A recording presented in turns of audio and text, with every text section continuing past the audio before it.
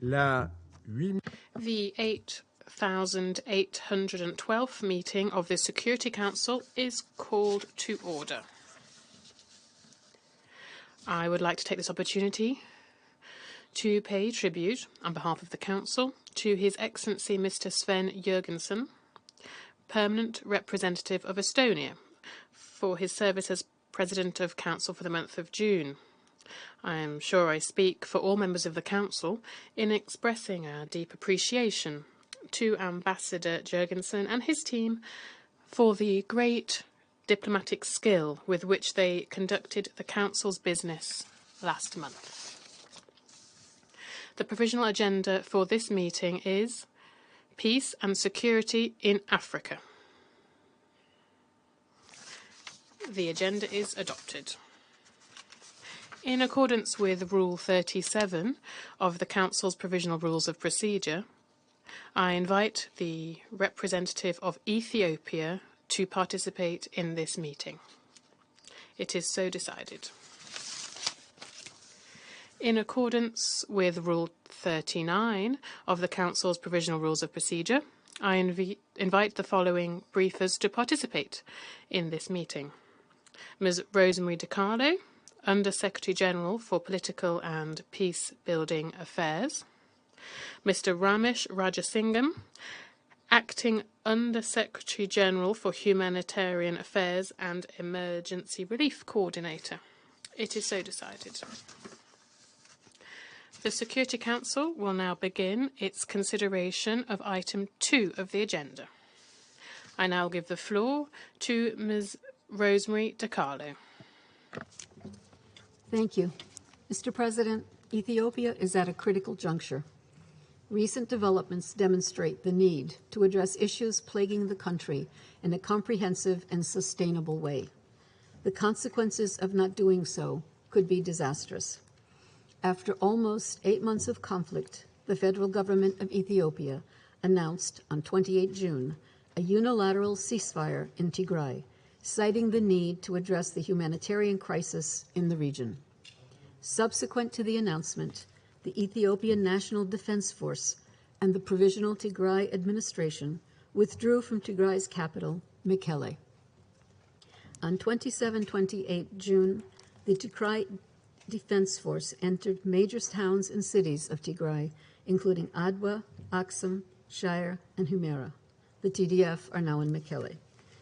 The situation in Mekelle is reportedly calm, and the TDF appear to be in control of the city. Reports indicate that leaders of the previous Tigray Regional Administration, including its former president, have returned to Mekelle. As of today, the TDF has yet to agree to a ceasefire. While there have been no reports of serious incidents, basic services to support humanitarian delivery are absent. Mekelle has no electrical power or internet. Key infrastructure has been destroyed, and there are no flights entering or leaving the area.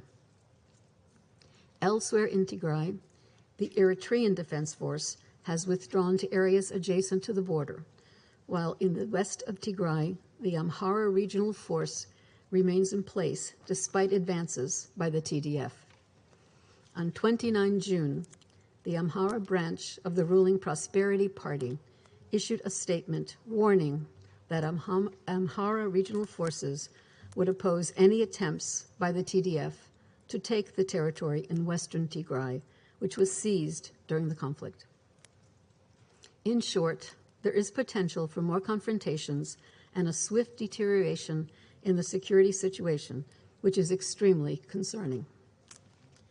The ceasefire announcement provides an opportunity that all parties to the conflict, including the TPLF, must seize and build upon. In this regard, we urge the TDF to endorse the ceasefire immediately and completely. As the Acting Undersecretary General for Humanitarian Affairs and Relief Coordinator will outline, our immediate concern is focused on those in urgent need of assistance in Tigray.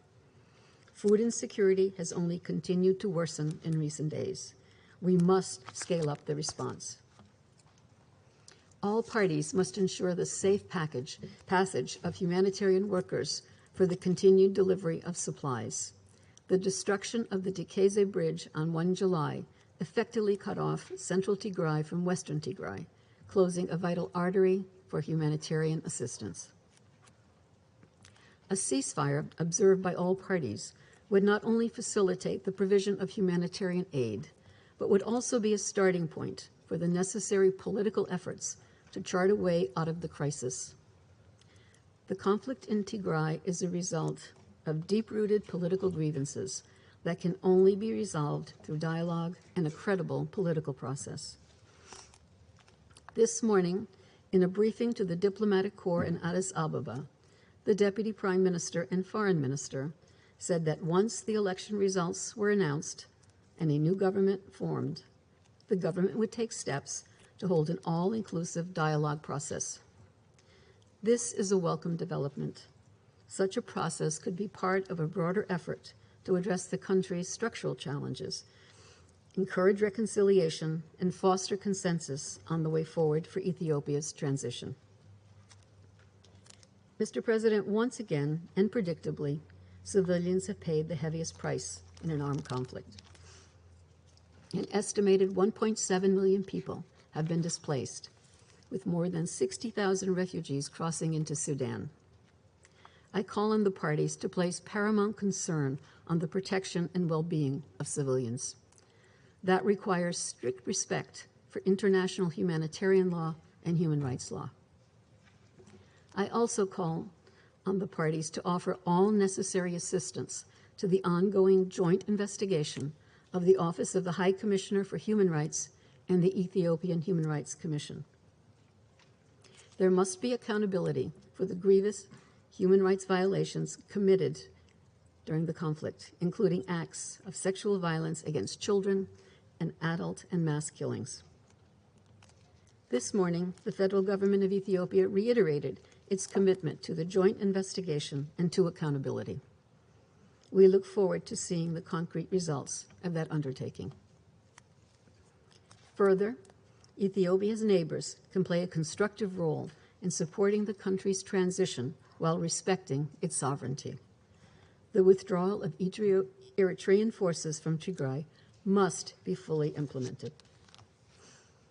Mr. President, the 2018 rapprochement between Ethiopia and Eritrea and the reforms introduced by Prime Minister Abiy Ahmed raised hopes for a new era of stability and peace in the Horn of Africa. The wide-ranging transition has proven to be both challenging and hopeful. It has brought to the fore disagreements around fundamental issues such as the federal structure of the state and the role and status of ethnicity, as well as how such disputes should be addressed. The recent national elections were an important milestone in this regard. They were, by many accounts, an improvement on previous polls in the country and were held in a generally peaceful manner. They were, however, affected by insecurity and technical problems. Some opposition groups did not participate. It is my hope that the electoral process can be concluded in a peaceful and secure environment, and that any disputes are addressed in accordance with the laws and constitution of Ethiopia. But elections are just one part of the democratic process. I urge the federal government to deepen efforts to open the political space and facilitate the meaningful participation in public life for all Ethiopians, including women, youth, and civil society. Many of the political parties who chose not to participate in the recent polls cited the need for something more than the ballot box to heal the deep divisions in Ethiopia's body politic and society. Many asked for a national dialogue as a space or platform where Ethiopians could reflect about reconciling the many competing visions of the future of the country's political system. In its recent ceasefire announcement, the government stated, referring to the elections, and I quote, "Ethiopians from all walks of life have sent a strong signal they are ready to work together to build a stronger, united, and democratic Ethiopia, removing the seeds of discord and division sown within the Ethiopian body politic," end quote. I encourage the government to follow through on today's announcement and harness these sentiments. In this regard, I offer the full expertise and support of the United Nations, including assistance to domestically driven, inclusive, and comprehensive mediation and dialogue processes.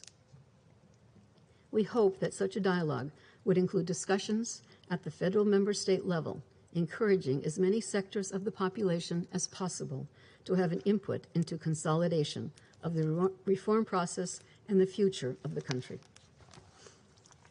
The promise of the Ethiopian transition remains real and can be fulfilled with the necessary political will. Peace and stability in the country, the cornerstone of the Horn region, may well depend on it. Mr. President, allow me to offer some areas of concerted international support to Ethiopia as it traverses the current crisis. The international community must continue to call for a permanent ceasefire to be honored by all parties. We should urge Ethiopia's leaders to work swiftly to restore national unity through a process of inclusive dialogue and reconciliation. Again, the government's recent indication of its intent to do so is positive. As delivery of humanitarian services to those who have suffered this tragic conflict is vital, I urge member states to generously support these efforts. And finally, the federal government of Ethiopia has committed to not allow impunity, as this would severely harm the cause of justice and sustainable peace. This is an important commitment to ensure accountability for crimes and atrocities committed during this conflict. The international community must encourage the government and the TDF to live up to that commitment. The United Nations will continue to stand alongside Ethiopia. We are ready to extend all the means of support at our disposal to help put the country back on track. Thank you, Mr. President. I thank Ms. DiCarlo for her briefing. I now give the floor to Mr. Ramesh Rajasingham. Mr. President, thank you. Just over 2 weeks ago, on the 15th of June, we briefed the Council on Famine in Tigray with over 350,000 people in catastrophic conditions, the worst famine situation we have seen in decades. In the short space of time since then, the situation has worsened dramatically. You have just heard from Undersecretary General DiCarlo about the political and security dynamics in Tigray and Ethiopia. What I would like to speak about is the humanitarian situation. This, I'm afraid, is more alarming than when you were briefed 2.5 weeks ago. 2 million people are still displaced, and close to 5.2 million people still require humanitarian assistance. The great majority of them, women and children. One of the most distressing trends is an alarming rise in food insecurity and hunger due to conflict. More than 400,000 people are estimated to have crossed the threshold into famine, and another 1.8 million people are on the brink of famine. Some are suggesting that the numbers are even higher.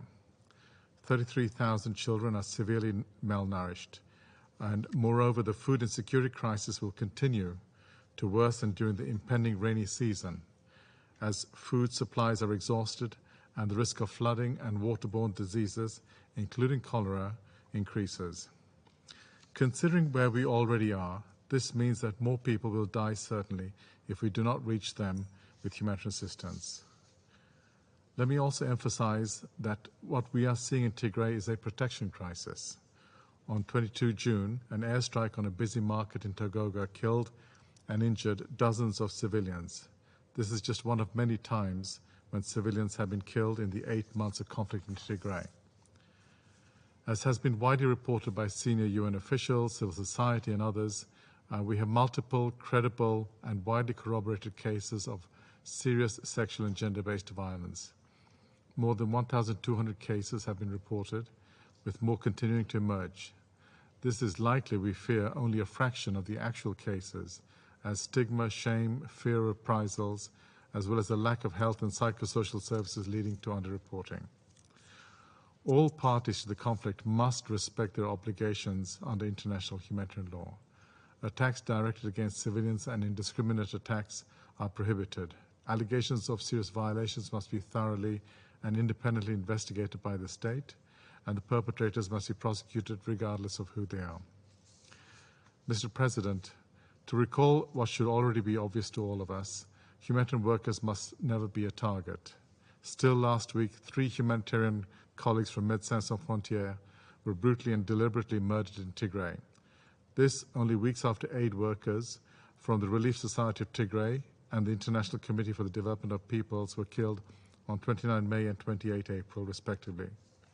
12 humanitarian workers have now been killed since the start of the conflict. Despite the challenges, humanitarian workers continue to work to reach people in desperate need. In the last 2 months, 3.7 million people have received emergency assistance, 167,000 displaced persons have received non-food items, and 630,000 people have been reached by water trucks. However, it is estimated that over 2.5 million people in rural Tigray have not had access to essential services over the last 6 months. This includes many of the people facing famine and is also part of the reason that they face famine. The lives of many of these people depend on our ability to reach them with food, medicine, nutrition supplies, and other humanitarian assistance. And we need to reach them now, not next week, now. As you have heard us say before, to do so, we need timely, unimpeded, safe, and sustained access. International humanitarian law requires all parties to a conflict to facilitate this. Let me explain what this looks like and be clear about what exactly we are asking for. Over the past few days, our colleagues in Mekelle have been able to move towards Abd Adi and Samre, and from Shira teams have reached Seleklekla and have traveled from Axum to Adwa. This is positive, and we now plan to dispatch convoys with humanitarian supplies to many of the areas which have been difficult to reach for us before. But we can only do so for as long as we have something to deliver. Today, WFP has enough food for only 1 million people for the next month in Mekelle. This is a fraction of what we need for the 5.2 million people who need food aid. However, we have also almost run out of health, water, sanitation, and other food item kits. Food alone does not avert a famine. Water, sanitation, and nutrition supplies are essential in such a response. We also desperately need to prevent a cholera outbreak or people dying from other communicable diseases. Mr. President, earlier this week, the government of Ethiopia announced a humanitarian ceasefire. We wholeheartedly welcome this and look forward to its implementation throughout the conflict area. It is imperative that all parties of the conflict, whoever they are and wherever they are, ensure no further escalation in conflict. We cannot afford to fail in this endeavor. The affected populations in Tigray on the brink of starvation deserve no less. All groups must stop fighting to allow humanitarian aid to get through unimpeded and to protect civilians. There is no other way to achieve this. While inside Tigray, we may now be able to reach areas that were difficult to reach before. It is essential we act fast and without further obstruction. What we need first and foremost is for all armed and security actors to provide guarantees for safe road access for humanitarian workers and supplies to and from Tigray, as well as to and from the most remote parts of the region. This means not stopping us from getting through checkpoints, but rapidly letting us proceed in all directions. As we speak here, there are 5 UNICEF trucks loaded with life-saving water and sanitation supplies blocked in Afar. Earlier this week, a convoy of WFP trucks was prevented from entering Tigray from Gondar. All these trucks must immediately be allowed to proceed. Secondly, we must be allowed to use the fastest and most effective route to get humanitarian supplies to people in need. We need immediate, unhindered, and sustained access from both Komolcha and Samara to Mekelle, and from Gondar to Shire. I am deeply alarmed by yesterday's destruction of the Tekeze River Bridge and the reported damage to 2 other bridges, which has cut off our main supply route from Gondar to Shire, which we used to bring in food and other life-saving supplies. We call on the government of Ethiopia to undertake immediate repairs to these bridges and, by doing so, help prevent the spread of famine. Third, we must also be able to use the fastest and most effective modality to deliver supplies and transport humanitarian staff. This means we need to be able to fly, and I welcome the information received today that the government of Ethiopia has approved our request for an unHAS flight to Mekelle tomorrow. We hope that this is not a one-off, but this must continue and be extended to all airports in Tigray. I also call on all parties to provide security assurances for these humanitarian operations. Fourth, we need to be able to bring in and use all appropriate communication equipment, such as VSATs, VHF radios, HF radios, satellite phones for humanitarian purposes. These are imperative and critical for the safety and security, you will understand, of humanitarian workers.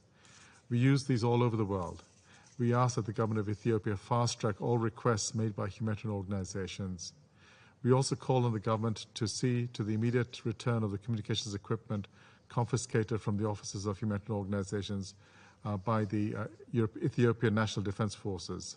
Trucks commandeered from humanitarian organizations must also be returned by those who have done so. We also urge the government of Ethiopia to restore and maintain electricity, communication networks, and banking services in Tigray, without which we cannot effectively reach populations, as well as to allow the free flow of essential commercial goods, including fuel, at scale. Without fuel, we cannot transport the food, and people will indeed starve. We cannot run water pumps, provide clean water, and prevent cholera, which kills. Hospitals cannot operate, and people will suffer. In short, without fuel, humanitarian operations will not be possible, and lives will indeed be lost. We have repeatedly said that the only way to stop the humanitarian situation from further deteriorating is peace. The welcomed announcement, as I mentioned, by the government of Ethiopia of a ceasefire must be the beginning of this peace, for the sake of millions of innocent civilians. The conflict has already caused enormous suffering to the civilian population. It must stop now. The ceasefire has raised expectation among the population, and we now need to reach people throughout Tigray with humanitarian assistance to prevent a spread of famine and, as I mentioned before, an outbreak of cholera. But humanitarian assistance alone is not enough. We are not the solution. Unless civilians can return to normality and farmers can access their fields, famine will take an even tighter grip on Tigray. We welcome the government's announcement today of the formation of a high-level mechanism to solve access problems and challenges in real time, and we look forward to working together to make sure we immediately reach people. There can be no reason for the ceasefire to fail and humanitarian convoys to be blocked. We hope this mechanism can be operational within the next 48 hours so as not to lose any more time nor lose any more lives. I conclude this by asking the Council, Mr. President, and all those with influence to help us save lives and prevent famine and further suffering by ensuring these fundamental requests are fulfilled. Thank you. I thank Mr. Rajasingham for his briefing. I now give the floor to those council members who wish to make statements. I give the floor now to the representative of the United States. Thank you, Mr. President. And let me start by thanking our esteemed colleague from Estonia for chairing us last month in such an extraordinarily successful way. I'd also like to thank all the briefers for your comprehensive briefing on the ongoing crisis in Tigray. The United States deeply appreciates the work you and your teams have done and that you continue to do. I also want to thank my colleagues on the Council for participating in today's open briefing. In recent months, the Council has been briefed and discussed the situation in Tigray privately a half dozen times. We've heard from NGOs and UN agencies about vast displacements, countless human rights abuses, hundreds of thousands of people facing famine, the bombing of civilians, the killing and intimidation of humanitarian workers, the systematic rape of women and girls, and unspeakable acts of sexual violence, the purposeful obstruction of humanitarian aid, the deliberate destruction of UN communications equipment. Tragically, these stories remain pervasive. As OCHA told us recently, tragedies of historic proportions are taking place in Tigray, and that's why we called for this meeting today. It's important for the people of the region to hear our voices and to know they haven't been forgotten, and for the parties to the conflict to know that we are watching. We know that millions of civilians in the region are desperately suffering, and we called for today's briefing because the conflict needs to end. We need to marshal more funding and scale up the UN response. We need to ensure respect for international humanitarian law and humanitarian access, and we need public accountability for the atrocities that have been committed. This week, the government unilaterally announced a ceasefire, stating it was doing so for humanitarian purposes. The government must now demonstrate that it truly intends to use the ceasefire to address the humanitarian catastrophe in Tigray. In fact, Ethiopian forces looted the offices of humanitarian aid organizations and destroyed communications equipment as they retreated from Mekelle. And this is beyond acceptable. All equipment looted must be returned. We have also since learned that one or more bridges were destroyed along critical access routes to Tigray. Access by road and by air, which along with electricity, telecoms, banking activity, and fuel supplies are essential to enable aid delivery. These are being denied, and we heard that today from OCHA. Humanitarian workers are reporting that it is more difficult to reach desperate people in Tigray now than it was just a week ago. Such acts, if verified, are not an indication of a humanitarian ceasefire, but of a siege. The Ethiopian government can and should prove this analysis wrong by providing unhindered movement of humanitarian supplies, commodities, and personnel into and throughout Tigray. If they do not, we believe hundreds of thousands of people could starve to death. Once again, we need access, we need aid, and we need to end the conflict. Instead of further escalation, we need all parties to negotiate a true ceasefire and then to honor that ceasefire. To be clear, this includes the Tigrayan forces, the TDF, which must also demonstrate that they will abide by international humanitarian law and work peacefully and within legal frameworks toward a peaceful solution. And there is more we need to know about the actions of other forces in the region. For the time being, with the government's ceasefire declaration in place, we have a precious opportunity. Now is the time to secure peace, right now. The members of this council can help translate this ceasefire declaration first into a sustainable peace and then into dialogue, reconciliation, and healing. If the parties to the conflict fail to seize this moment, the consequences for the people of Ethiopia will be devastating. More fighting, more famine, more abuses, more suffering by ordinary Ethiopians, and a far more destabilized Horn of Africa. Further fighting poses a risk to the integrity of the Ethiopian state and to the stability of the entire region. A meaningful ceasefire deal would affirm the redeployment of forces and the complete withdrawal of Eritrean troops and Amhara regional forces. It would facilitate unhindered humanitarian access. It would affirm neither the internal nor external borders of Ethiopia will be changed by force and in contravention of the Constitution. And it should lay the groundwork for discussions toward political solutions to the crisis. We must also recognize the wider political context in which this crisis has unfolded. Both last month's national election and the extraordinary transition that began several years ago, but which remains very much unfinished.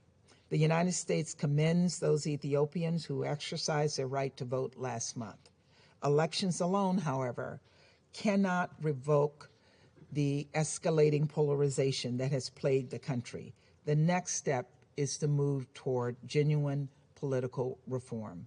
Ethiopians must come together to confront the country's growing divisions and preserve the future of the rich and dynamic society. And if this dialogue is to succeed, either in the short term or in breaking long-term cycles of violence, all Ethiopians must be able to call it their own. Equally important will be credible and independent mechanisms for justice and accountability for the atrocities that have been committed. And to that end, we welcome the ongoing investigation by the OHCHR and the Ethiopian Human Rights Commission. And we strongly support the African Commission on Human and People's Rights Commission of Inquiry as it fully and independently investigates violations, abuses, and atrocities taking place in Ethiopia.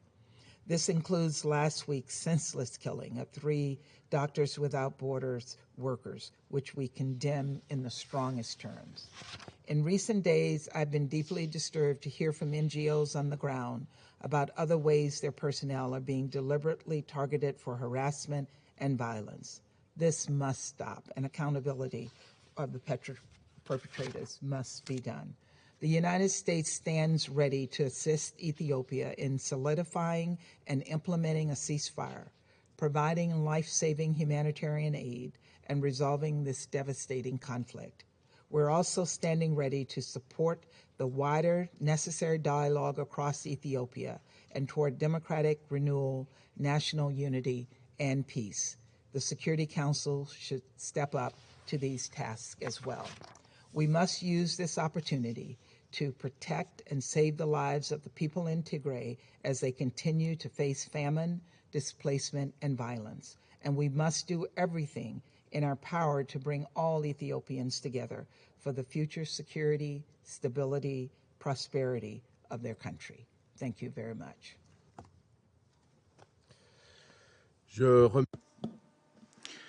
I thank the representative of the United States for her statement. I now give the floor to His Excellency Lord Tariq Ahmad of Wimbledon, Minister of State for the Commonwealth, the United Nations and South Asia, the United Kingdom of Great Britain and Northern Ireland. I would like to begin by thanking Under-Secretary General DiCarlo and Acting Under-Secretary General Ramesh Rangasingham for their expert insights and briefings today. Today is an important opportunity. It is right that this Security Council considers how to help end this devastating conflict and support all of the people of Ethiopia. I shall not repeat the picture of suffering outlined by our briefers. It is stark, it is real. But after 8 months of this conflict, we remain deeply concerned by all that we have heard and that we are seeing. Instead, I want to make 3 brief points on the immediate humanitarian situation, the need for conflict resolution, and in addressing human rights concerns, so that Ethiopia can move on from this most tragic of conflicts. But before I go any further, I want to pay tribute up front to the 12 humanitarian workers, and I'm sure I speak for every member of this council, who have been killed since this conflict began. Protection of humanitarian workers, of their offices, of their equipment, is a central tenet of international humanitarian law. Their work is especially vital in Tigray, whereas OCHA have outlined today, and as the IPC data shows, at least 353,000 people are now in famine conditions. People have died from hunger. People are dying from hunger. People will continue to die unless they get the help they need, and get the help they need now. This is a man-made famine, and we need to act. In this regard, the United Kingdom welcomes the unilateral ceasefire declared by the government of Ethiopia. All sides, the federal government of Ethiopia, Tigray Defense Forces, Amhara militias, Eritrean Defense Forces, have an opportunity to end the cycle of violence and suffering. We urge them to take it, and we call on Eritrean forces to withdraw as requested by the Ethiopian government. Our immediate priority has to be for humanitarian assistance to get through to those that require it.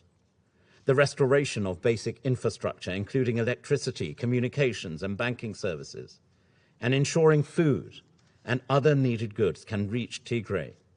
It is essential to prevent further loss of life. Enabling humanitarian agencies to get visas for their staff and import communications equipment so they can operate effectively is imperative. Indeed, we've heard that today. Denial of humanitarian access is a direct violation of international humanitarian law. At the same time, we, the international community and UN agencies, must be ready to respond. The response to date has frankly been insufficient. The ceasefire gives us the opportunity to address this and do so urgently, increase the amount of aid reaching the starving people of Tigray, and in this regard, the United Kingdom has already allocated £47.7 million. A full and sustained ceasefire will give all parties time and space to address the root causes of this conflict through both dialogue and, importantly, reconciliation, and for an inclusive political process to be initiated. The United Kingdom welcomes and endorses African Union Commission Chairperson Faki's call for all parties to uphold their responsibilities under international law to protect civilians. He is, of course, right that a comprehensive and all-encompassing permanent ceasefire is absolutely necessary to pave the way for sustainable peace in Tigray.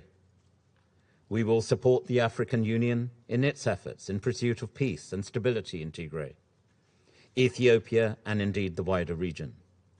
And we encourage the United Nations system to consider how it can also assist as the situation develops, as part of a very much joined-up process and coherent strategy. And finally, Mr. President, Special Representative Patton and High Commissioner Bachelet have highlighted serious allegations of human rights abuses and violations. They also described systematic sexual violence, which, as the United Kingdom's Prime Minister's Special Representative on preventing sexual violence in conflict, I have been particularly moved by. The UK is supporting the ICRC and UN agencies to provide essential services to survivors of sexual violence, and an extra £16.7 million of funds were announced in June, which will support and drive towards accountability.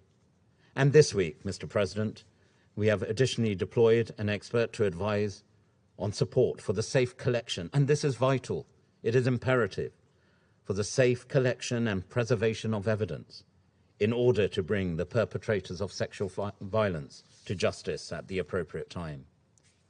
The United Kingdom welcomes the proposed inquiry of the African Commission for Human and People's Rights, and it fully supports the ongoing joint investigation between the UN Office for the High Commissioner for Human Rights and the Ethiopian Human Rights Commission.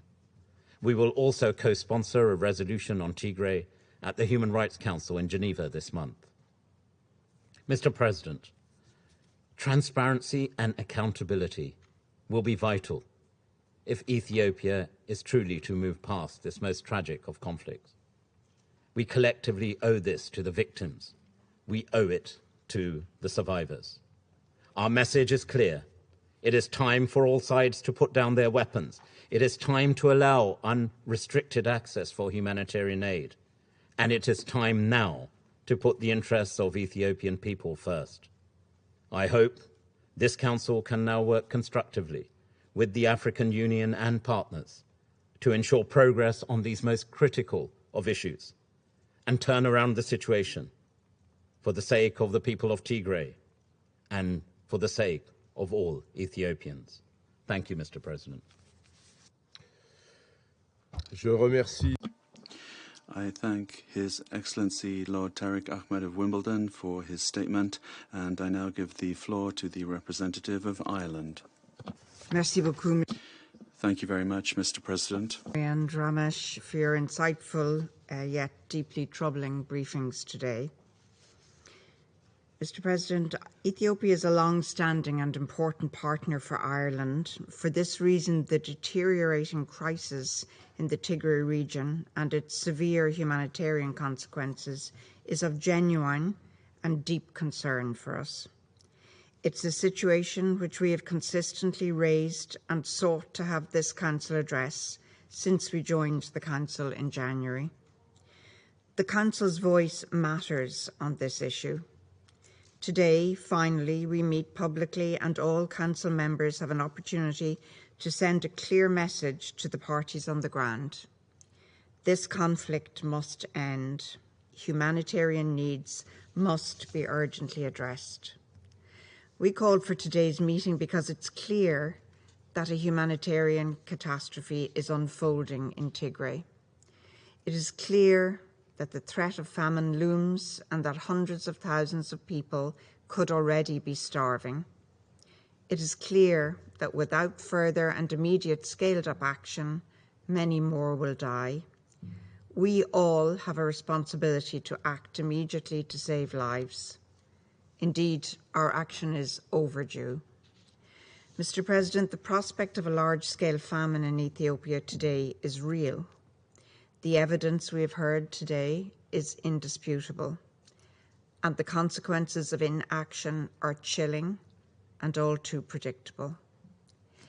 As the spectre of a large-scale famine again looms for the people of Ethiopia, the international community is ready to mobilise the necessary response.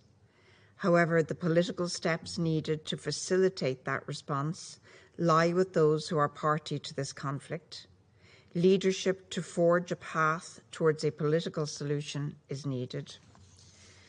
Mr. President, the declaration by the Ethiopian government of a unilateral ceasefire is a welcome step. However, any ceasefire must include actions that serve to improve the humanitarian situation on the ground, not create further obstacles to the humanitarian response. Reports that humanitarian access continues to be cut off, including through the destruction of key routes for humanitarian supplies, are deeply worrying and frankly shocking. We urge all parties to the conflict to cease hostilities, to protect civilians, and to allow for immediate, unimpeded, and safe humanitarian access to all parts of Tigray. We call on the Ethiopian authorities to demonstrate their commitment to the ceasefire they declared, by immediately facilitating humanitarian access.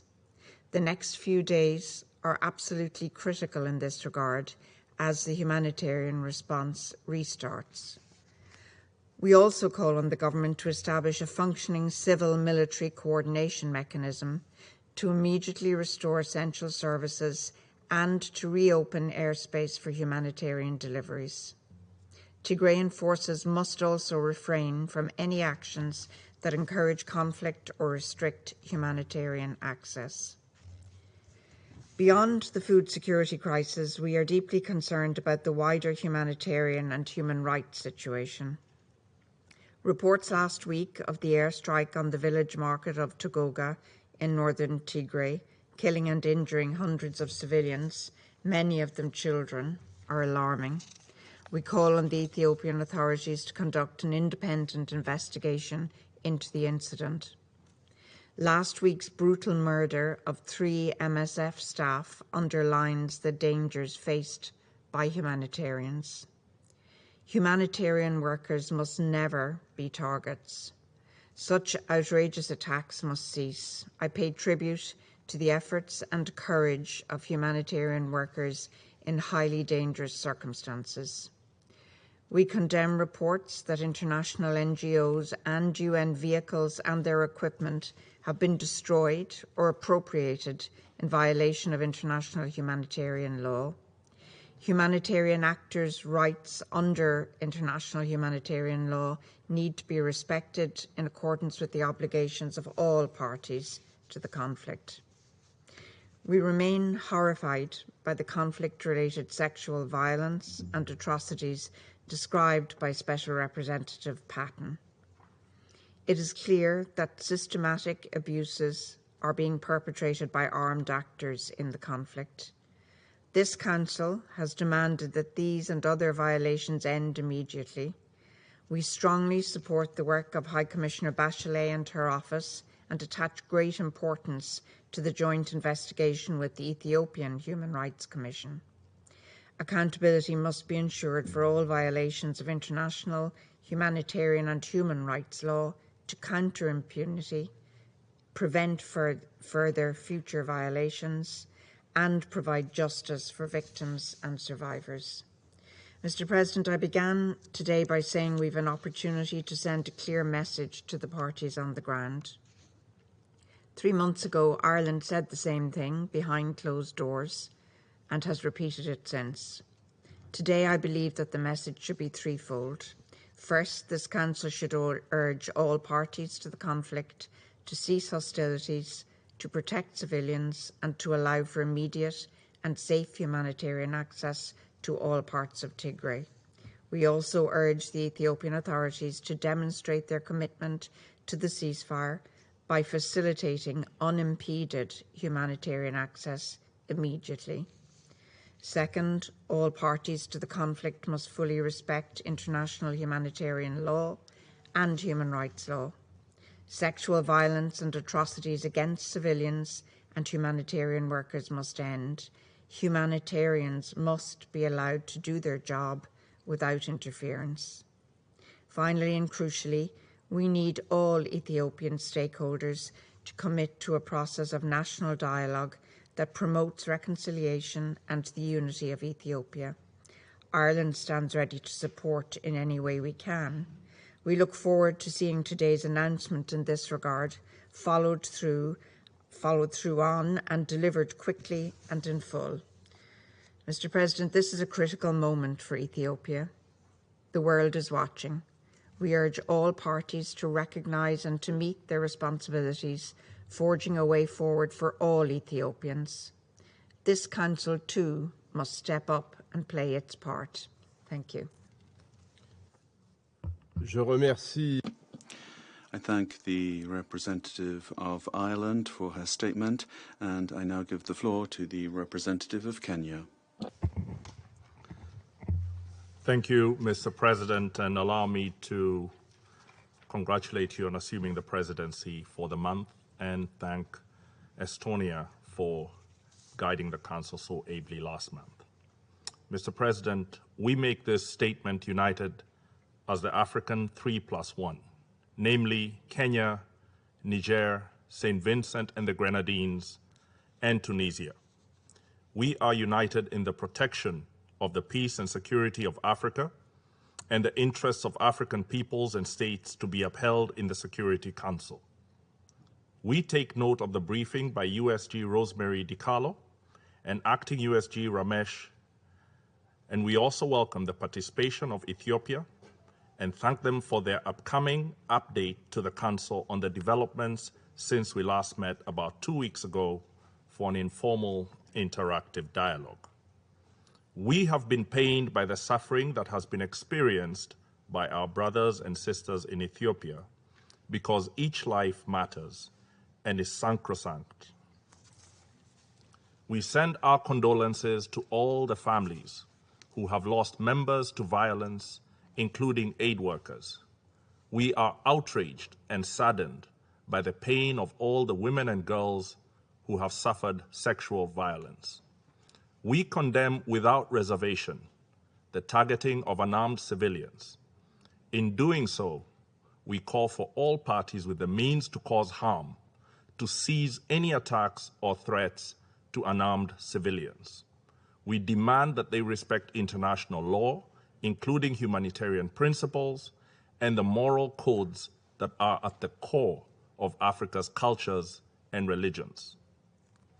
Throughout the last months, when division and violence has been experienced in Tigray, we have argued for expanded and robust humanitarian access. We have welcomed the government's resourcing of a significant proportion of the humanitarian needs in Tigray. We have urged the international humanitarian community to move with speed and scale up assistance. We have applauded it and also been disappointed by the continuing shortfalls in its response.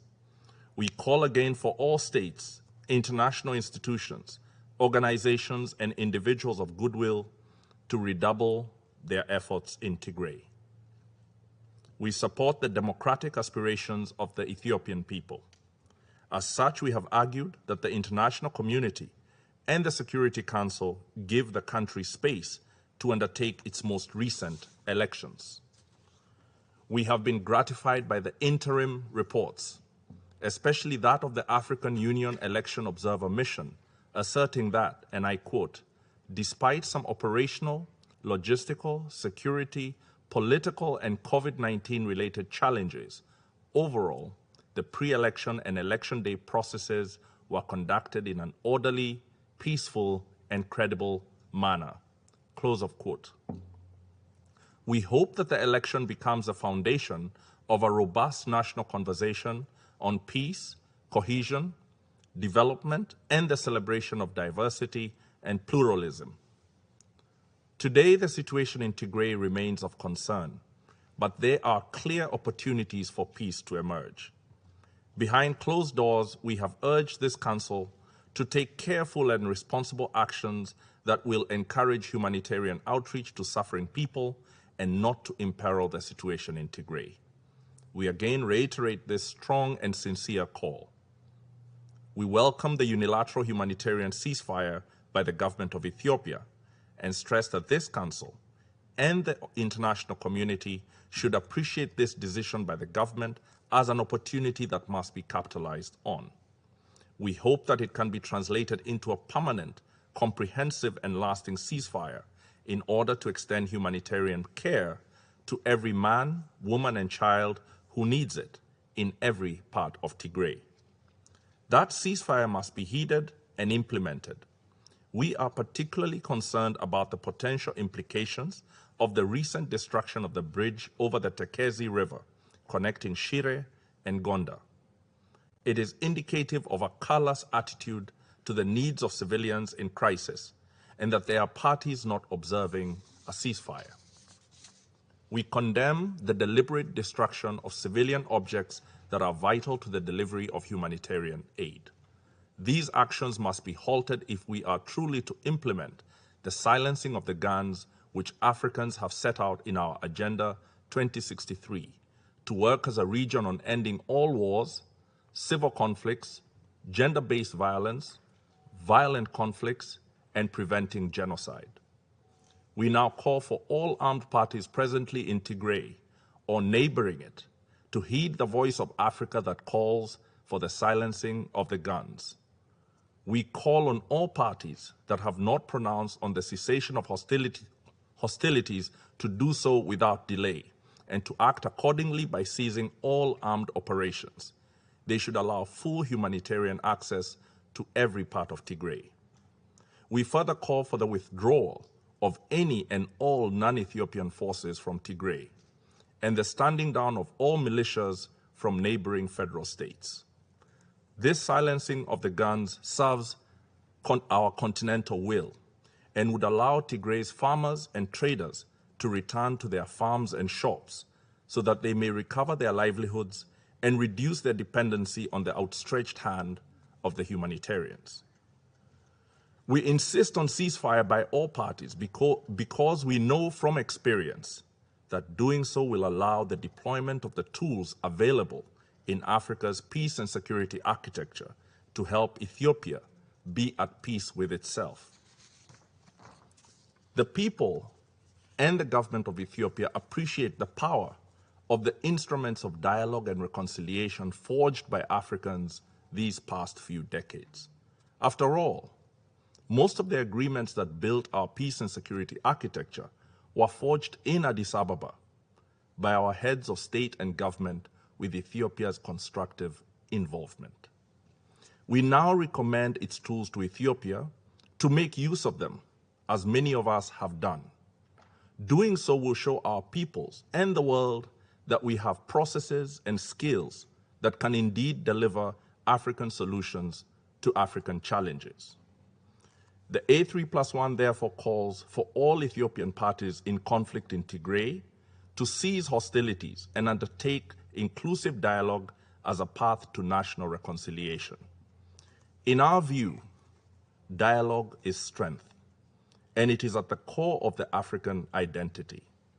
Embrace it and save the precious lives of the people of Tigray to protect your national peace and once again be an anchor of regional security.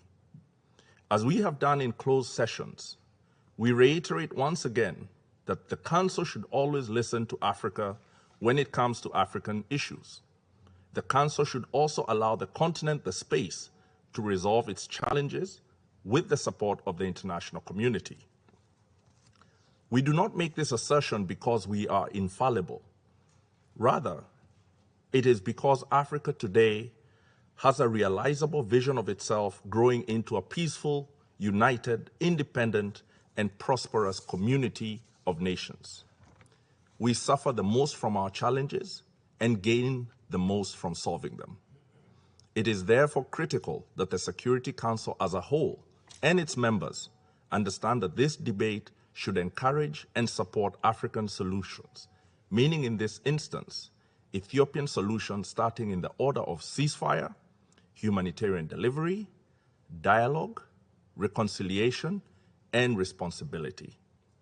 Among the tools Africa has built is the African Commission on Human and People's Rights. We note the launching of a commission of inquiry on Tigray, launched on the 17th of June this year.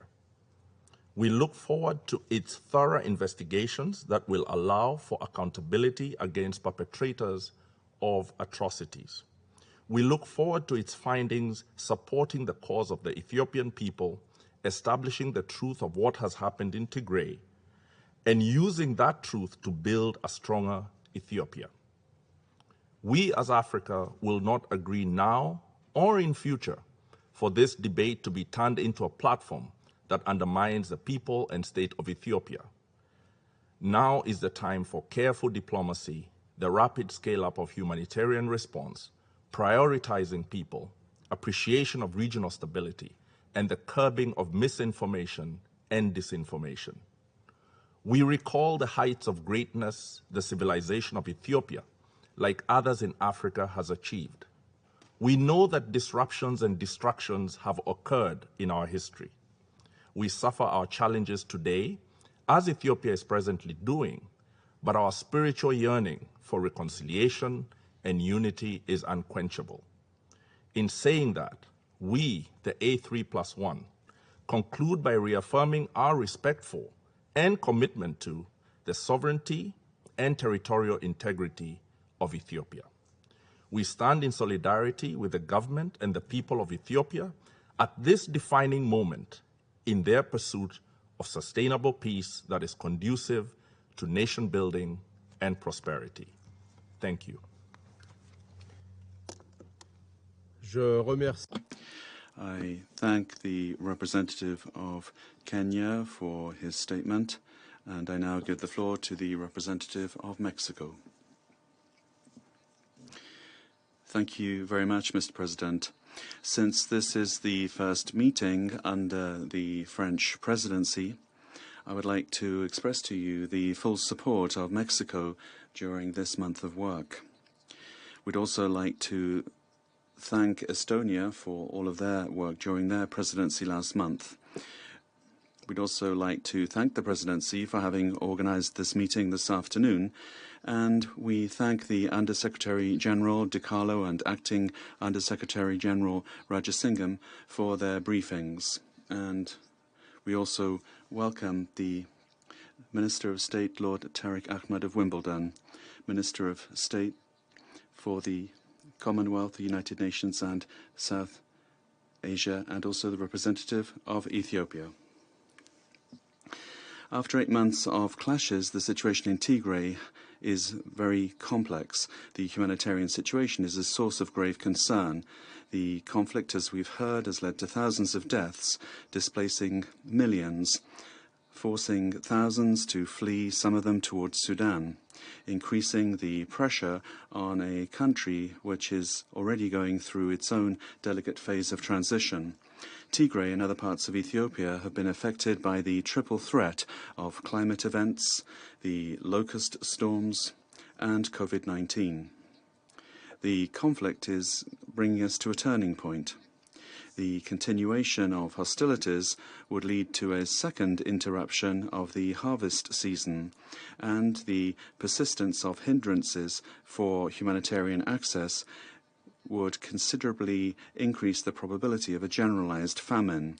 The weakened infrastructure of hospitals is running the risk of collapsing, increasing the danger of there being a spread of transmissible and preventable diseases. The ethnic and intra-community tensions could be exacerbated, and the conflict could become extended not only to other parts of Ethiopia, but also to the other parts of the Horn of Africa. Mr. President, Mexico is concerned, and we condemn as a country all attacks against civilians and humanitarian staff. The attacks in Togoga, which led to tens of civilian deaths and more than 180 wounded, as well as against staff of Médecins Sans Frontières, are simply unacceptable. And also the reports that access is being denied to medical staff who are providing medical assistance to the injured. Let's be clear about this. This represents an unacceptable violation of international humanitarian law. It's as simple as that. Bearing in mind the multiple needs that there are on the ground, it is particularly outrageous that those that have the role of helping the population are they themselves the target of attacks, including entering into offices of the United Nations and confiscating telecoms equipment. That's why it's fundamental that there be accountability for what has happened in the context of the conflict, and particularly with regard to the multiple allegations of violations of international humanitarian law and human rights. An urgent, impartial, and independent investigation is crucial in order to clarify the facts and to provide justice. Mr. President, Mexico welcomes the announcement on the 28th of June of the government of Ethiopia of a humanitarian ceasefire in Tigray and calls upon all the other parties to the conflict to cease any kind of hostility to ensure humanitarian access that is unlimited, irrespective of ethnic origin or political affiliations, to abstain from obstructing or damaging critical infrastructure such as communication services, bridges and roads, which would have the consequence of isolating the area and undermining supply lines. Mexico, my country, calls for a withdrawal of the Eritrean forces from Ethiopia. The parties to the conflict must think about the consequences of their actions over the last months and recognize that there is no military solution to the conflict. Mexico calls upon all the parties to seek a solution through dialogue, beginning with a process of national reconstruction and reconciliation. Finally, it is essential to ensure ongoing regional and sub-regional involvement and mediation, as well as the support of the Security Council for all actions which lead to a political dialogue. Thank you very much, Mr. President. I thank the representative of Mexico for her statement, and I now give the floor to the representative of China.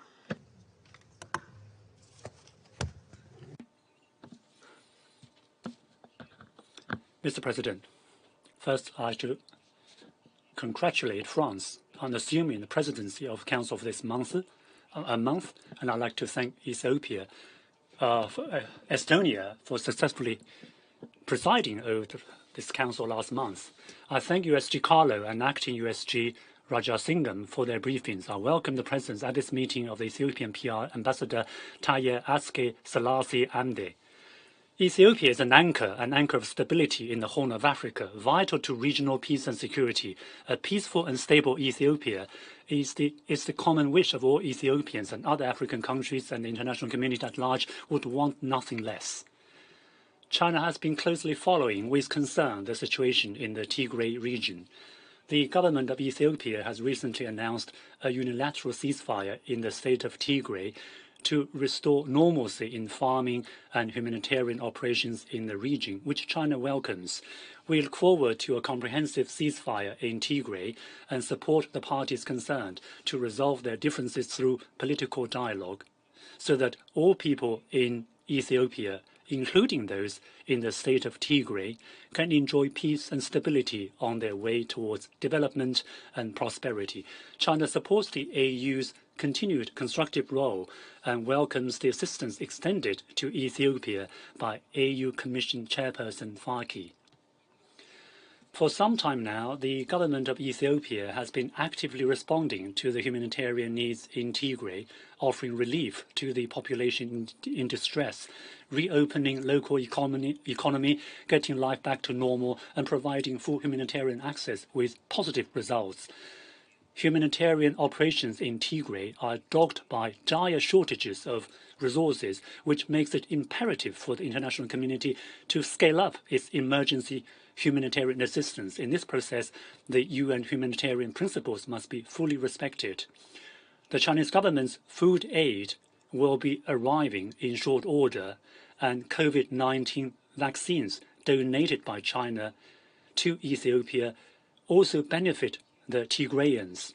China appreciates the tremendous amount of work done by international humanitarian agencies to alleviate the plight of the local population, strongly condemns the attacks targeting humanitarian workers, and notes that the government of Ethiopia has launched an investigation into these attacks. Right now, Ethiopia's effort to keep peace and development on track is still being challenged in many ways. China is also closely following the developments in Tigray. However, the Tigrayan issue is, by and large, an internal affair of Ethiopia, and we believe in the wisdom and ability of the Ethiopian people to find a proper solution. The international community, while providing assistance, must fully respect the sovereignty and leadership of Ethiopia, as the purpose of such assistance is to work together to help the country overcome its difficulties and maintain peace and stability both in Ethiopia and in the region. When dealing with this issue, the Security Council should carefully and prudently calibrate the timing and the approach taken to make sure that whatever this Council does will contribute to improving the situation in Tigray rather than the opposite. China stands ready to work with the rest of the international community to this end. I thank you, Mr. President. I thank the representative of China for his statement, and I now give the floor to the representative of Estonia. I thank Under-Secretary General Di Carlo and Acting Under-Secretary General Rajasingham for their briefings. I welcome the timely holding of the first Open Council meeting on the situation in Tigray. The declaration of ceasefire by the Ethiopian government is a welcome first step towards the resolution of the conflict in Tigray. It is essential that it will be followed by immediate cessation of hostilities and that all parties adhere to the international humanitarian law and international human rights law. Urgent, safe, and unhindered humanitarian access is needed, and essential services like electricity and telecommunications must be restored to enable humanitarian workers to provide help. The food insecurity in Tigray is deteriorating each day, and some regions are already facing famine. Food aid must be allowed to be delivered to those in need without any delay. For a sustainable solution to the food insecurity, immediate cessation of hostilities is vital for allowing the farmers to plant crops. We condemn violence against the humanitarian workers and their assets, as this is against the international humanitarian law. The brutal killings of 3 representatives of Médecins Sans Frontières must be investigated immediately and the perpetrators brought to justice. There is also no justification to the illegal entering into the premises of humanitarian agencies and dismantling their communications equipment. We are worried that the situation in Tigray continues to be volatile and the civilians are bearing the brunt of the conflict. It was reminded again last week when an airstrike near Mekelle killed around 80 civilians and injured around 200. Targeting of civilians and blocking medical aid is completely unacceptable. We call for an urgent and independent investigation into the incident. The reports of continued violations and abuses of international humanitarian law and international human rights law, including widespread sexual and gender-based violence, are deeply worrying. The commitment of the government of Ethiopia to engage with the UN mechanisms on investigating alleged violations and abuses is welcome. We urge all parties to ensure unfettered access for the investigators. We are concerned about numerous violations committed by the Eritrean troops and call for their immediate withdrawal. The clearly destabilizing role of Eritrean troops, including by obstructing humanitarian aid, has been widely reported. It is important that the end of fighting will not be temporary, but will be followed by a comprehensive, inclusive, and credible political process with the aim of national reconciliation. Finally, it is clear that the ongoing conflict in Tigray constitutes a threat to international peace and security, which is why it is vital that the issue remains a priority in the Council's agenda. Merci, Monsieur le Président. Thank you, President. I thank the representative of Estonia for his statement, and I now give the floor to the representative of India. Thank you, Mr. President. I thank Under-Secretary General Rosemary DiCarlo and Acting Under-Secretary General Humanitarian Affairs and Emergency Relief Coordinator Ramesh Rajasingham for their briefings on the recent developments in Tigray region in Ethiopia. I also welcome the presence of His Excellency Lord Tariq Ahmed of Wimbledon and the permanent representative of Ethiopia at this meeting. The people of Tigray region in Ethiopia have suffered during the 8-month-long fighting. The announcement of a humanitarian ceasefire in the Tigray region is therefore a welcome development. We commend the government of Ethiopia for taking this decision and welcome the measures it has taken to address the humanitarian situation. This positive step should help ease the tensions and sufferings of the people. We hope that today's meeting will help in de-escalating the situation on the ground and bring about reconciliation and peace in the region. We also believe that the presence of external armed actors in the Tigray region militate against return to peace, and we call for an end to this. It is important that all stakeholders respect the ceasefire, allow humanitarian aid to reach all those in need, and allow for regular farming activities to take place. This ceasefire period must be used for scaling up humanitarian aid immediately, which must reach those areas where access has been difficult due to the violence. We continue to urge all humanitarian agencies and the authorities to scale up and coordinate to bridge the gaps on the ground, especially since there has been a cumulative set of factors which has made the situation worse. We appreciate the fact that the Ethiopian authorities have not only been providing humanitarian assistance, but have also granted humanitarian access to a majority of areas under stress and encourage it to continue on that path. We also underscore the importance of adhering to the UN guiding principles of humanitarian assistance, and we also call for protecting all humanitarian workers. India calls for restraint and engagement by all stakeholders in a spirit of dialogue and reconciliation. We urge that the space provided by this humanitarian ceasefire be used to open channels of communication, pursue dialogue, and find a peaceful and sustainable solution. All stakeholders must desist from rhetoric and threats, spreading misinformation, and raising tensions during the ceasefire. Instead, steps must be taken by all stakeholders to disengage and reduce tensions and work towards restoration of normalcy in the lives of people in the affected region. We call on the Ethiopian government to sustain the ceasefire and find a way to address this conflict in a manner that serves the interests of all its people in line with the federal constitutional provisions. We also encourage the government of Ethiopia to follow up on their commitments to investigate all allegations of human rights violations and to persist in efforts to hold the perpetrators to account in accordance with the law. We look forward to an early conclusion of the investigation by the Ethiopian Human Rights Commission and the UN OHCHR. In conclusion, Mr. President, India reiterates its strong commitment to the unity, sovereignty, independence, and territorial integrity of Ethiopia. Thank you. Je remercie. I thank the representative of India for his statement, and I now give the floor to the representative of the Russian Federation. Thank you, President.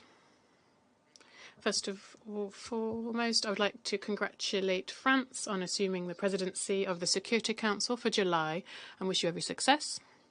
And also thank Estonia for the successful presidency June this year. We very carefully listened to the briefings on the situation in Tigray from USG DiCarlo and acting USG for Humanitarian Affairs, Ramesh Rajasingham. We also welcome the personal participation of the permanent representative to the UN of Ethiopia, Tahir Selassie. President, first of all, I'd like to express our regret as to the format of today's meeting and caution our colleagues against using it to further destabilise an already complex situation in Tigray and weakening the political position of the federal authorities there. We believe the problem today, in one way or another, is an internal affair of Ethiopia, and we shouldn't forget about that. We're closely following the development of the complex situation, and we believe that the Ethiopian federal government's unilateral decision on the 28th of June for immediate cessation of hostilities in Tigray is a step in the right direction.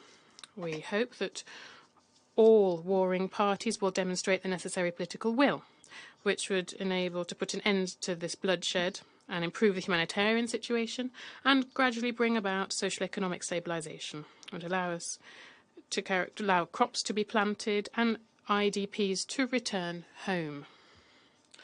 We call on all partners of Addis Ababa to support steps taken by the Ethiopian government for a return to peace for the region and for life to return to normal. We also believe that in addressing this domestic Ethiopian conflict, there is a decisive role to be played by Ethiopians themselves, with assistance first and foremost from the African community.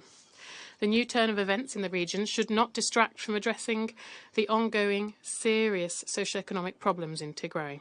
In recent months, the Ethiopian government has made a substantial contribution to rebuilding destroyed infrastructure and meeting humanitarian needs in the region.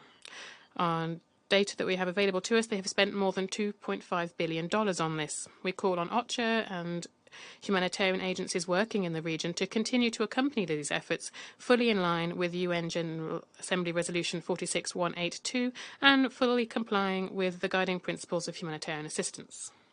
We expect the humanitarian community to draw up an objective picture of the humanitarian situation and define the real requirements of the people in the region. We are aware that a group of Western countries submitted a draft resolution to the 47th session of the UN Human Rights Council in Geneva on the human rights situation in Tigray, which, as we see it, has an accusatory slant towards the Ethiopia's leadership. We share the concerns about human rights problems caused by the conflict in Tigray, and we believe that the aim of adopting such a document is not to accuse and punish, but to try and tackle and prevent human rights violations, whoever commits them. In conclusion, we'd like to reaffirm the Russian Federation's readiness to continue to support normalising the situation in Tigray. We believe it is unacceptable to politicise this problem. The situation in Tigray must remain a domestic issue of Ethiopia, and we believe that interference by the Security Council in solving it is counterproductive. Thank you. Je remercie. I thank the representative of the Russian Federation for his statement, and I now give the floor to the representative of Vietnam. I thank you, Mr. President, and I congratulate you to presuming the presidency of this month. I thank Estonia for excellent presidency last month. I would like to thank USG Rosemary DiCarlo and acting USG Ramesh Rajasingham for their insightful briefing. I welcome Minister of State of the United Kingdom and Ambassador and Permanent Representative of Ethiopia to our meeting today. Mr. President, the situation in the Tigray region of Ethiopia over the last month has witnessed complicated development. It has resulted in multifaceted hardship for millions of people. We share concerns of international community, including those expressed by the Secretary General about the alarming level of violence and killings against civilians, including women, children, and humanitarian workers, as well as destruction of infrastructures indispensable to civilian population in Tigray. These acts of violence are totally unacceptable and run counter to international humanitarian law. We call for immediate cessation of hostility, upholding responsibility under international humanitarian law, and ensuring the protection of civilians, especially women and children, with a view to so addressing the mounting difficulties that the people have to face after months of hostility. Mr. President, the ongoing humanitarian situation in Tigray is of much concern. We welcome the effort by the government of Ethiopia in order to help alleviate the above-mentioned difficulties. The conflict is resulting in other systemic issues that may lead to further deterioration, especially the high risk of famine. Children are suffering the most. UNICEF projects that 56,000 children under the age of 5 in Tigray will need treatment this year for severe acute malnutrition. 33,000 children in accessible part of Tigray will face imminent death unless they are given immediate help. In the face of such dangers, we call on all parties to fulfill their obligation under humanitarian law to prevent the famine from occurring. It is important now to ensure safe, effective, and efficient delivery of and access to humanitarian assistance in the Tigray region and bordering area. In this process, this assessment and delivery of humanitarian assistance should be taken into account local particularities and in consultation with the government of Ethiopia. Mr. President, while responding to humanitarian need is one urgent task, it is equally important to earnestly strive for the peaceful solution of differences among parties concerned. The current crisis stems from the complicated political, historical, and ethnic reasons. And this background requires relevant parties to patiently engage in dialogue and reconciliation rather than further hatred. It is high time for a compromise to be made toward a comprehensive solution for sustained stability and development in Ethiopia on the basis of principle of international law and the UN Charter. We call on Ethiopian authority and on other concerned parties to give the highest priority to the interest of its people. In this process, the international community, including the Security Council, should support all efforts toward this end, in full respect of independence, sovereignty, unity, and territorial integrity of Ethiopia. And in this connection, we welcome the recent ceasefire declaration by the government of Ethiopia and expect all parties to make it a long-term and comprehensive one. Furthermore, we call on all parties concerned to take advantage of this opportunity to engage in constructive dialogue and refrain from further bloodshed and confrontational rhetoric that may drive each other further apart. And we believe that it is the only way, viable path, for finding a common ground and a peaceful way out of the current crisis in Ethiopia. Mr. President, the conflict and situation in Tigray have had certain impact on the region that require relevant parties to exercise self-restraint. And under these circumstances, the principle of non-interference in international affairs of state and settlement dispute by peaceful means should always be upheld. And in this connection, we support the constructive engagement of neighboring countries and international organizations, especially AU and IGAD, in supporting the party concerned to promote dialogue, build trust, and provide humanitarian assistance for Ethiopia so as to help its people return to normal life. The efforts so far by various humanitarian agencies, including those of the UN, are highly commendable. We call on international community to continue to support the Ethiopian people in their pursuits for peace, reconciliation, and reconstruction of their own countries. I thank you, Mr. President. I thank the representative of Vietnam for his statement, and I now give the floor to the representative of Norway. Thank you, President, and thank you to the briefers. 8 months of armed conflict in Tigray, the situation remains critical and highly unpredictable. Humanitarian needs are overwhelming. Up to 900,000 people are likely suffering from near famine conditions, with millions more at risk. Critical aid is being blocked, and humanitarians are prevented from saving lives. The current situation is extremely fluid, and information is difficult to obtain. President, in my intervention today, I would like to address 4 key points. First, we reiterate and emphasize our call for unrestricted and unconditional humanitarian access into and within all parts of Tigray. We welcome the federal government's declaration of a unilateral ceasefire on humanitarian grounds and call on all parties to move towards a permanent ceasefire. However, despite this positive step, we have received credible reports from several border crossings that humanitarian actors are still being denied access. Let me be clear. The primary responsibility of the protection of citizens rests with the state. The central government of Ethiopia must ensure humanitarian access into Tigray. Humanitarian actors must immediately be allowed to cross the front lines with personnel and supplies. And the restoration of basic infrastructure, electricity, banking, telecommunication, access to fuel and internet are all critical to scale up the humanitarian response. All parties must also comply with their obligations under international humanitarian law. They must respect the protected status of aid workers and civilians and refrain from unacceptable destruction or removal of objects that are indispensable to the survival of the population. Second, impunity cannot be tolerated. We condemn in the strongest term the reported killings of civilians and the widespread and systematic acts of sexual and gender-based violence.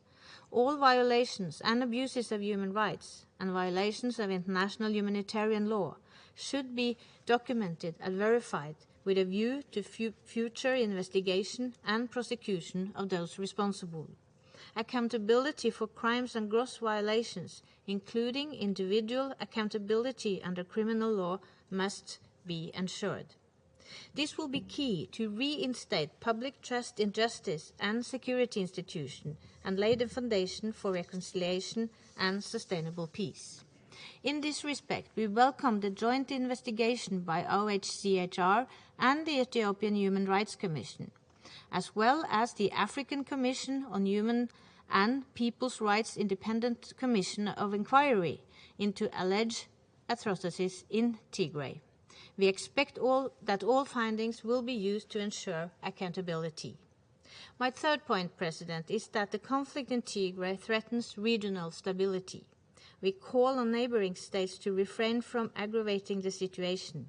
The continued presence of Eritrean troops in Tigray is a threat to regional peace and security and must end. We call for their immediate withdrawal.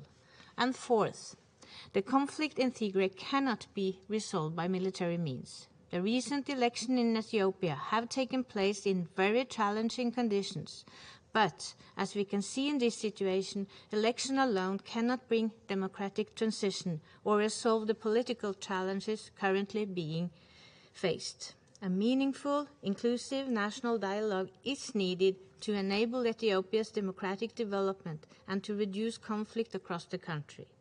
In Tigray, we strongly urge all actors to work across divides and prepare the ground for a possible dialogue. A political solution is the only way to a sustainable peace in Tigray and Ethiopia as a whole. Thank you. Je remercie la représentante de la Norvège. I thank the representative of Norway for her statement, and I will now deliver a statement in my capacity as representative of France. I'd like to thank Madame Di Carlo and Mr. Rajasingham for their briefings, and I would like to stress 4 points. After 8 months of conflict, the retaking of Mekelle by Tigray forces shows that there will be no military solution to the crisis. The announcement of a ceasefire could be a major development if it is rapidly consolidated. We call upon all parties to act responsibly by expressing without delay their commitment to a definitive cessation of hostilities and also an end to all forms of violence against the population. The Eritrean forces must immediately leave Ethiopian territory in accordance with the request formulated by the Ethiopian authorities last March. We take note of the information regarding the redeployment of the forces towards the border, which must be quickly verified. Secondly, it is a matter of urgency to ensure safe and unhindered humanitarian access. There are immense humanitarian needs, and electricity must be restored, as well as communications and banking services. We call for a lifting of all barriers, particularly by the reopening of the Mekelle airport, the granting of long-term visas to humanitarian workers, and the authorization of satellite communications. Vital infrastructure for providing aid to the population must be preserved. France renews its condemnation of the deadly attacks that struck the workers of Médecins Sans Frontières. At least 12 workers have lost their lives since the beginning of the conflict. These crimes must not go unpunished. The protection of humanitarian and medical staff is an obligation that applies to all the parties. The preservation of the unity and territorial integrity of Ethiopia is a priority. That's my third point. The launching of a national dialogue, including representatives of all parties and all regions, must contribute to this. We call upon all of the political and military forces in Ethiopia to abstain from any action which could add to the instability. Reconciliation also means fighting impunity. It is imperative that the investigation into serious violations of human rights committed in Tigray continue, led jointly by the High Commissioner for Human Rights and the Ethiopian Human Rights Commission. It is important that credible investigations are carried out in full transparency. And finally, France is concerned at the impact of the crisis on regional stability. We call upon countries in the region to resolve their differences through dialogue and to respond constructively to the mediation efforts of the African Union. I thank you. I now resume my functions as President of the Council, and now I give the floor to the representative of Ethiopia.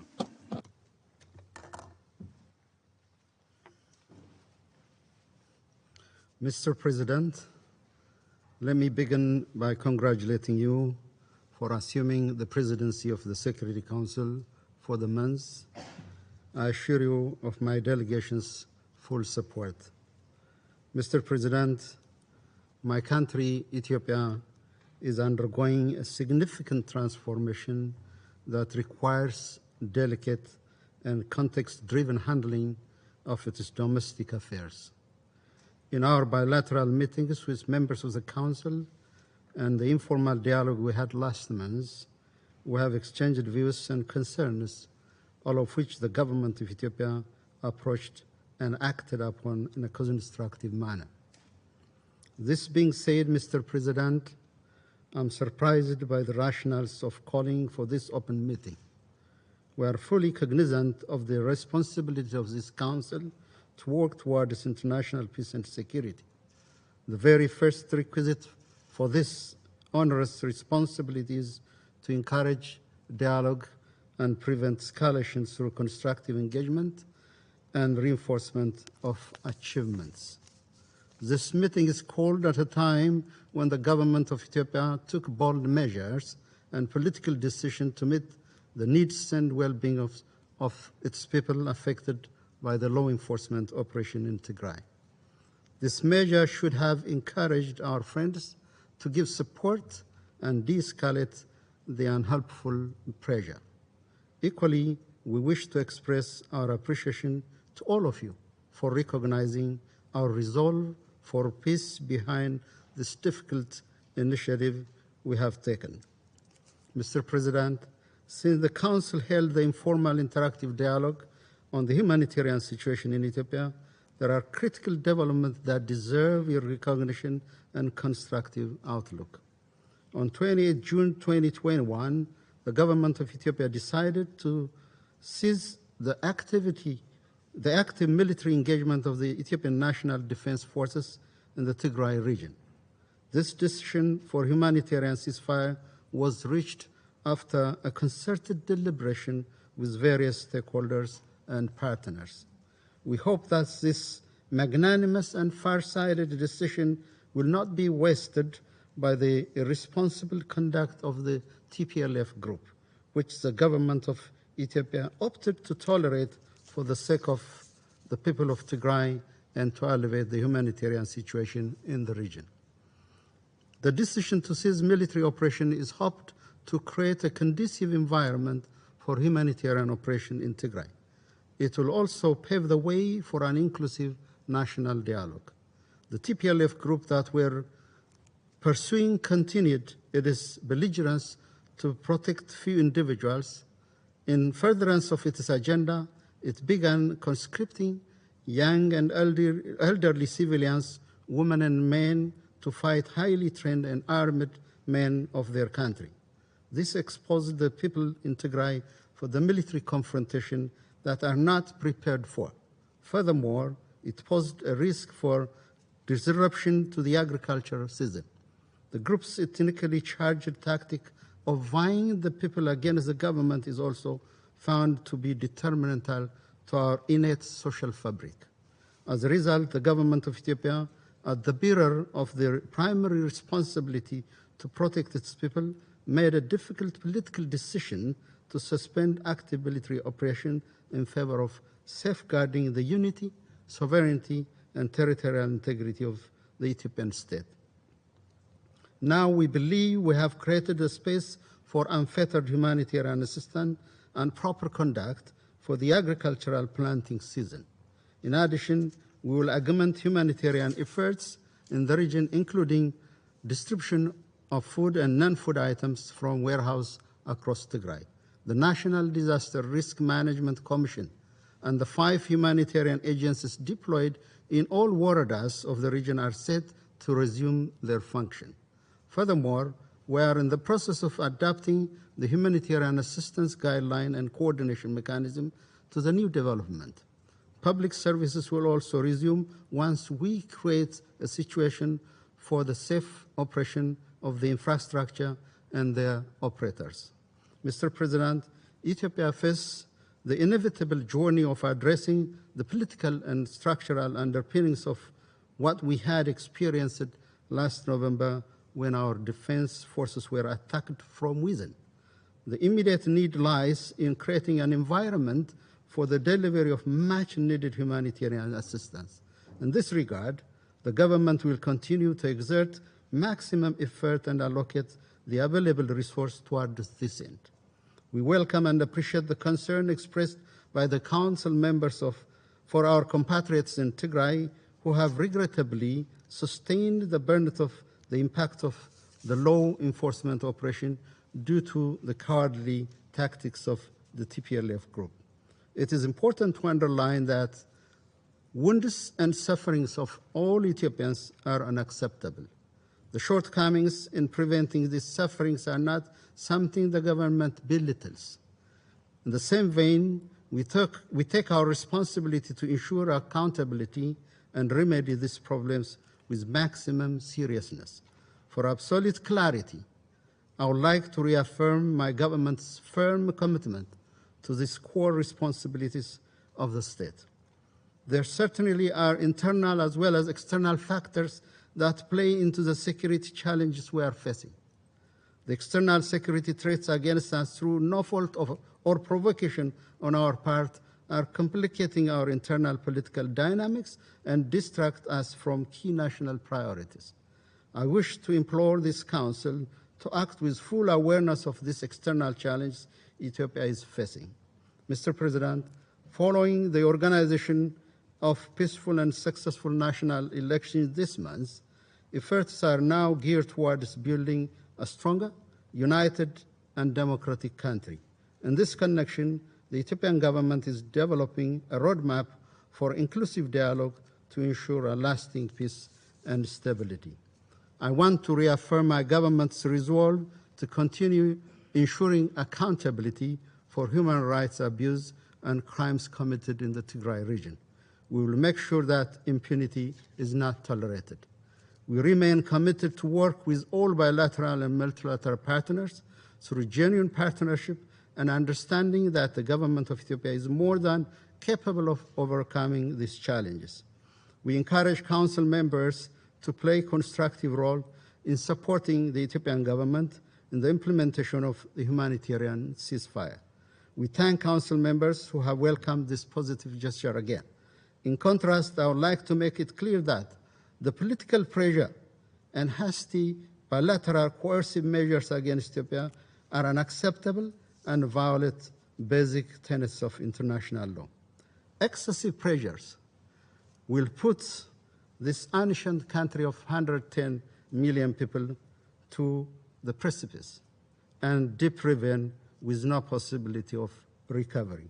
The people of Ethiopia are indeed watching and should not perceive that our pronouncement is pushing them to the abyss and into the endless political fissure. For Ethiopia, it is a moment of introspection, a genuine revisit of our success and challenges. The main issue is how to heal our wounds.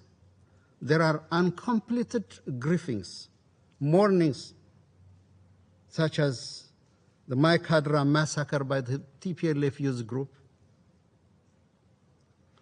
the suffering of the people of Wolkayet and Tagade, who have been evicted from their ancestral land over the last 30 years. So there needs to be proper closure. The political culture of impunity should have closure. We know that what exalts us as a nation is to overcome our own challenges. What would elevate us as a nation is our commitment and the commitment of our people to stand for peace. We might be poor, but we have also hope. We are people with values, cherished ones. For Ethiopia, hope is still alive. In conclusion, I hope Council members will take the situation in my country in the right perspective, understand the magnitude of the challenges we face, and also recognize the important step that we have taken in this regard. What we really need at the moment is the support, understanding, and solidarity of the international community. That's why I want to end by appealing to international partners and friends of our country to continue scaling up humanitarian support to meet humanitarian needs across Ethiopia. I thank Mr. President. I thank the representative of Ethiopia for his statement. There are no more names inscribed on the list of speakers. The meeting is adjourned.